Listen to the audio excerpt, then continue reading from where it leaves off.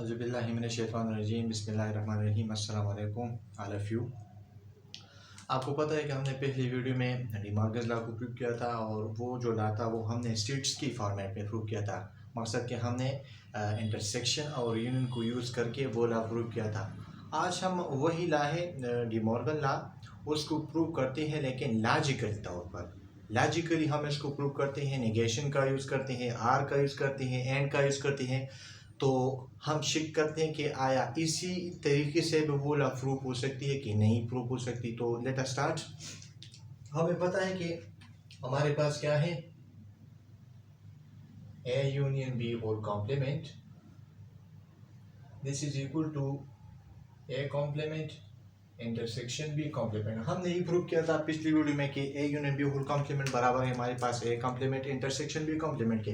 Now अब logically आप इसको प्रूव करना चाहते हैं तो लॉजिकली हम फिर इस लॉ को इस तरह लिख सकते हैं,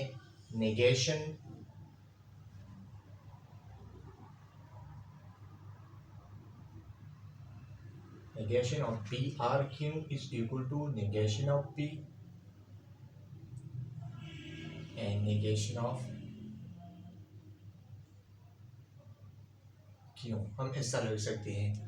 अच्छा, हम जब स्ट्रीट्स में स्ट्रीट की बात करते हैं तो स्ट्रीट में हम क्या करते थे, स्ट्रीट में हम लेते थे कैपिटल लेटर्स। कैपिटल लेटर्स हमें क्या शो करता है, हमें पता है कि स्ट्रीट के जो डिफिनेशन है उसमें ये भी है कि स्ट्रीट को हम हमेशा जो है कैपिटल लेटर से रिप्रेजेंट करते हैं। ठीक है, स्ट्रीट को हम कैपिटल लेटर से रिप्रेजेंट करते हैं। जब हमारे पास इंग्लिश अल्फ़ाबेट्स आ जाए और वो स्मॉल हो तो वो हमें एज एलिमेंट्स ऑफ स्ट्रीट आती है। मकसद कि आपके पास ये आ जाए ए बी सी, तो आप इस स्मॉलर ए से स्ट्रीट को रिप्रेजेंट नहीं कर सकती, अंदर इसमें कैपिटल लेटर्स नहीं लिख सकती, क्योंकि कैपिटल लेटर से सिर्फ आप इसको रिप्रेजेंट कर सकते हैं, उसको नाम दे सकते हैं।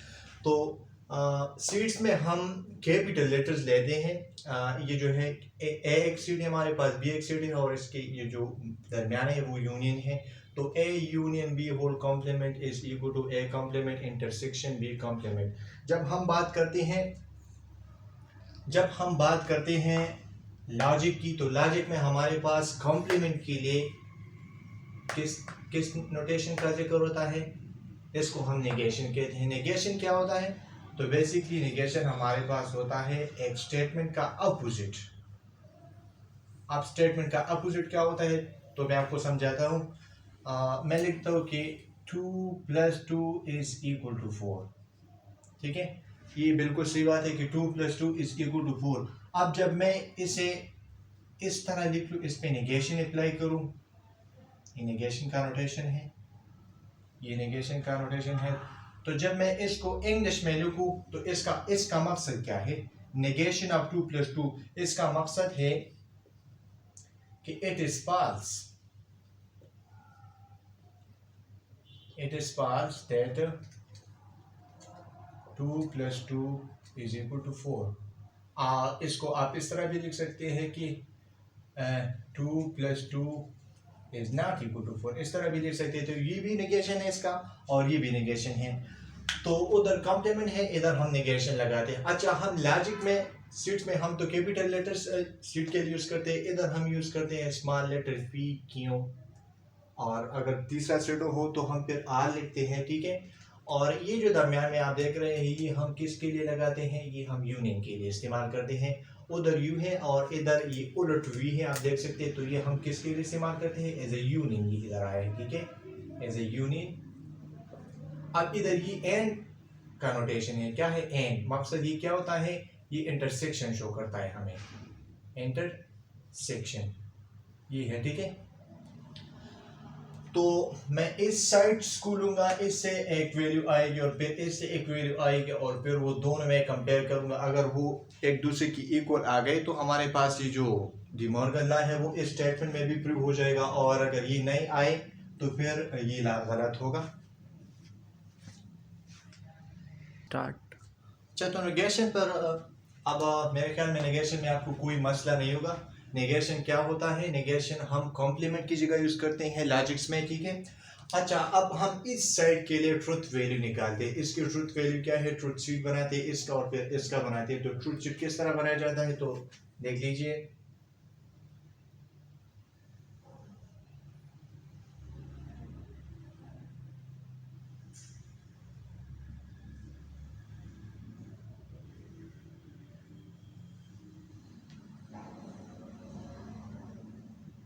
ये मैंने एक डायग्राम बना लिया। अब मैं P लिख रहा हूँ, इधर ये है P, ये है Q, इधर मैं लिख रहा हूँ P R Q। इसको आप R प्रोनाउंस करोगे। ये जो उलट V है इसको हम इस उलट V को हम क्या क्या डिनोट करेंगे, R से प्रोनाउंस करेंगे। और ये जो ये वाला है तो इसको उलट V, क्या उलट V, इसको हम एंड से प्रोनाउंस करेंगे। ठीक है, अब ये है P R Q और इधर लगाएंगे negation of P R Q। ये मैं इस लेफ्ट साइड के लिए ले रहा हूँ। ठीक है, अच्छा हमारे पास जब दो सेट होते थे तो दो सेट्स के कितनी पॉसिबिलिटीज होती थी, जब उसका हम सबसेट फाइंड करते थे तो हम किस फार्मूले से उसको निकालते थे, 2 पावर n से। ठीक है, 2 पावर n हमारे पास नंबर ऑफ सीट्स के शो करते हैं इधर। ठीक है, n is the number of seats. Now here we can see that we have two seats, one is p and one is q, so basically we have 2 power 2 is equal to 4। तो 4 possibilities है इसके। ठीक है, p की 4 possibilities हो गई और q के भी 4 पॉसिबिलिटीज। p के 4 पॉसिबिलिटीज आप इसको किस तरह लिखते हैं, तो आइए इस तरह लिखते हैं हम। ठीक है, p या ट्रू होगा या ट्रू होगा आपके पास, या फाल्स होगा।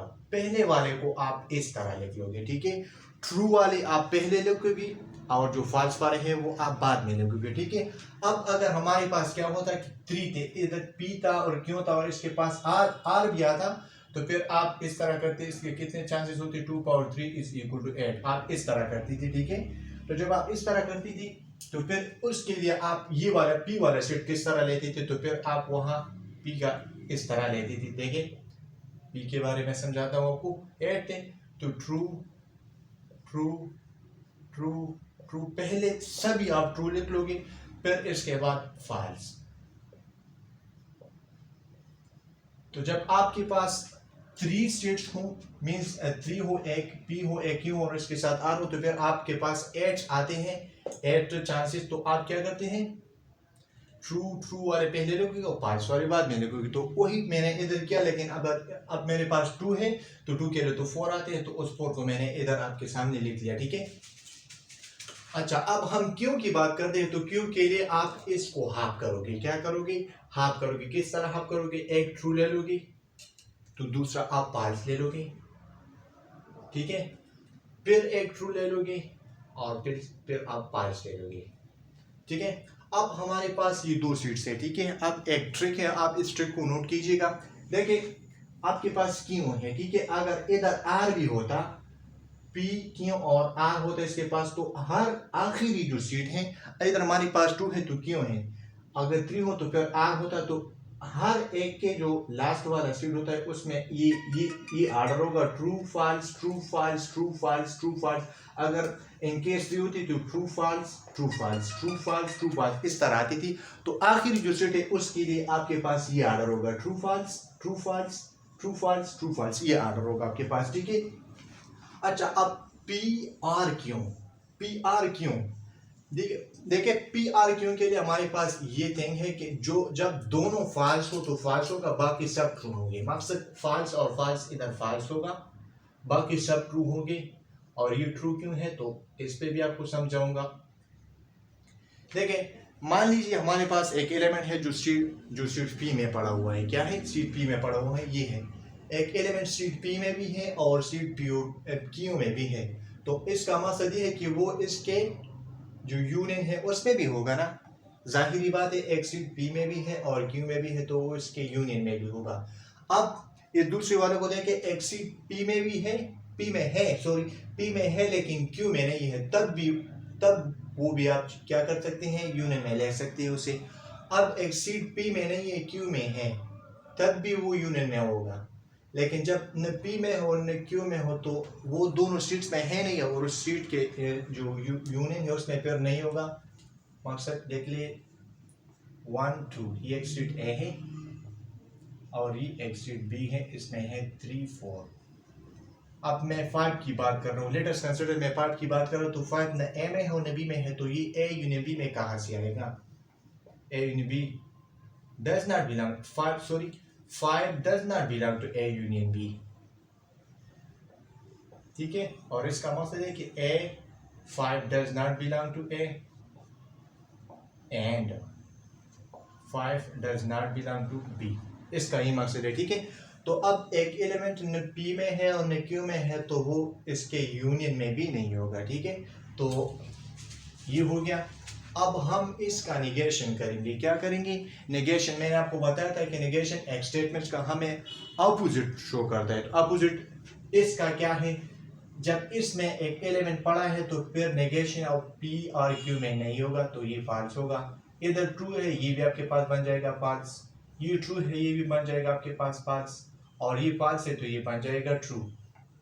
ठीक है, तो लेफ्ट साइड जो है हमारे पास ये वाला, इसकी जो वैल्यू आ रही है हमारे पास लॉजिक्स में वो क्या है? वो ये वाला है, देख सकते हैं आप, फॉल्स फॉल्स फॉल्स और ट्रू आ रही है। अब मैं इस साइड को ले रहा हूं, अगर इस साइड के इस वैल्यू से हमारे पास ये आ गया तो दोनों साइड इक्वल होंगे, तो मकसद हमने डी मॉर्गन्स लॉ को प्रूव किया। तो चलिए अब इसको लिखते हैं।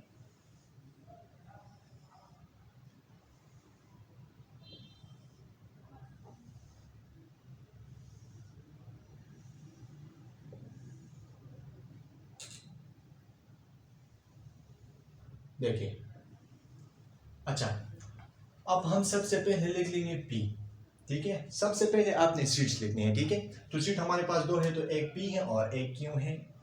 ठीक है, अच्छा, अब P का आप क्या लिख लोगे? नेगेशन ऑफ P लिख लो इधर, फिर लिख लो नेगेशन ऑफ Q, और इधर negation of P and negation of Q, ये लिख लो। ठीक है, सबसे पहले हमने वो जो गिवन डेटा है वो एक डायग्राम के थ्रू मैंने आपको लिख लिया। ठीक है, अब जाहिर बात है वही काम आप करो जिससे जो हमने इसमें किया। ठीक है, तो ये क्या बन जाएगा? ये ट्रू ट्रू, ये फॉल्स और फॉल्स। अब मैंने बताया था आपको कि इसको हाफ करो, क्यों इसका हाफ आएगा? तो क्यों इसका हाफ क्या होगा? ट्रू फॉल्स, ट्रू और फॉल्स आ जाएगा। इसको ज़रा स्ट्रेट लिख लो ताकि कोई मसला नहीं आ जाएगा। ठीक है, अच्छा, हम इधर तक आए। अब यहाँ देखें, P का निगेशन करो, P के जो ट्रू और फॉल्स वैल्यू है उसको उलट करो, जहाँ ट्रू है वो फॉल्स बनाओ, जहाँ फॉल्स है उसको ट्रू बनाओ, क्योंकि निगेशन हमें अपोजिट शो करता है, अपोजिट शो करता है। तो निगेशन ऑफ P, इधर ट्रू है तो ये बन जाएगा फॉल्स, ये ट्रू है तो ये बन जाएगा फॉल्स, ये फॉल्स है तो ये बन जाएगा ट्रू, ये फॉल्स है तो ये बन जाएगा ट्रू। तो हमने P को निगेट किया तो इसकी वैल्यूज को, इसकी जो ऑर्डर है उसको हमने उलट कर दिया, ट्रू को फॉल्स बनाया, फॉल्स को ट्रू बनाया। अब हम करते हैं negation of Q। Negation of Q मकसद Q की जो वैल्यूज है उसको, Q के जो आउटपुट्स हैं ट्रू फॉल्स, इसको उलट करो। ठीक है, इसकी सीक्वेंस को तब्दील करो, तो ट्रू ट्रू बन जाएगा आपके पास फॉल्स, फॉल्स बन जाएगा ट्रू, ट्रू बन जाएगा फॉल्स, और फॉल्स बन जाएगा ट्रू। तो इधर तक हम आ गए। ठीक है, हमने क्या किया? P और Q लिख लिया और फिर नेगेशन किया P का, और फिर Q का नेगेशन किया, जो आप देख सकती हैं। ठीक है, अब हम negation of P and negation of Q करते हैं। Negation of P and negation of Q, मकसद इसका एक, इस एंड से आप क्या मुराद ले लो? इंटरसेक्शन। ठीक है, तो इसको किस तरह करते हैं? तो देखें, हमारे पास दो शीट्स है, एक है, दो, तीन। ये सीट ए है, सीट के थ्रू आप पूछते समझा रहा हूँ क्योंकि सीट इजी है। This is also easy but this just a little bit conceptual. ठीक है, तो सीट बी में हमारे पास क्या एलिमेंट्स है? 3, 4 और 5 है।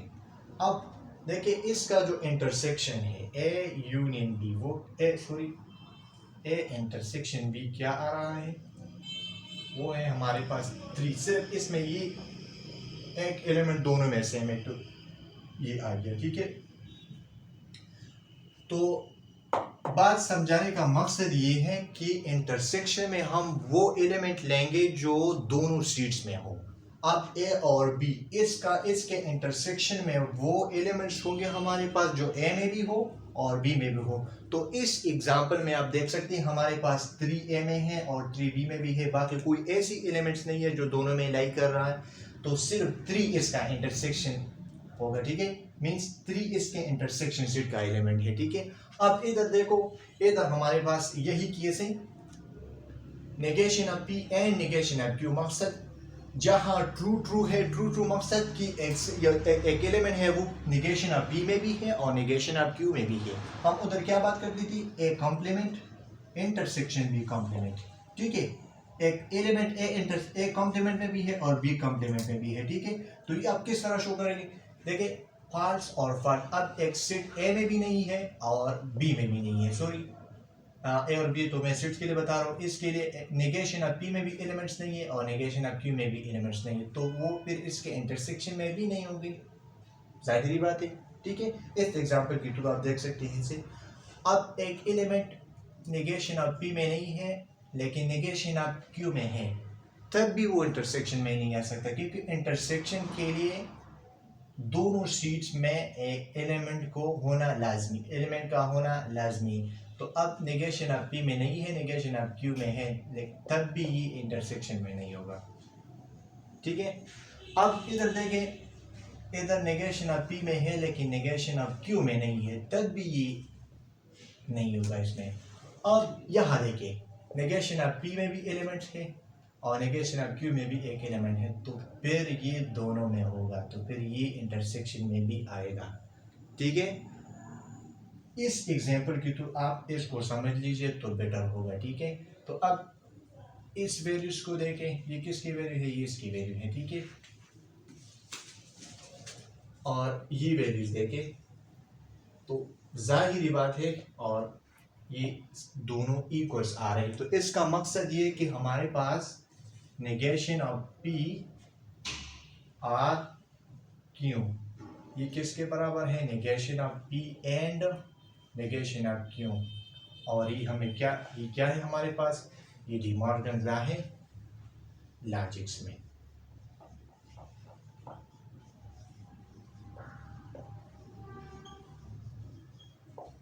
इन लॉजिक्स, और हमने इसे प्रूव भी किया, क्योंकि आप देख सकते हैं कि इस साइड से भी सेम आउटपुट आ रहा है और उस साइड से भी सेम आउटपुट आ रहे हैं।